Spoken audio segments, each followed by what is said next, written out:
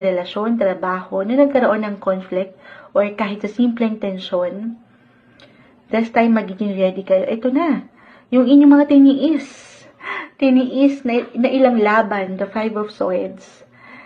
Sa trabaho ba ito? Yung ilang pagtitiis dyan? Maaring ito, yung pakiramdam na makakahinga na kayo. Or maybe, more patience is the key lang dito. Kasi Temperance card, parang pinapaalalahanan ka na ikaw na lamang yung maging bigger person sa sitwasyon. Bilang isang Leo, okay? Pero may pag-aayos tayo nakikita. May pag-aayos. Reconnection ba ito? Or even reconciliation? Or meron kayong maayos? Meron at merong pag-aayos. May solusyon, in short.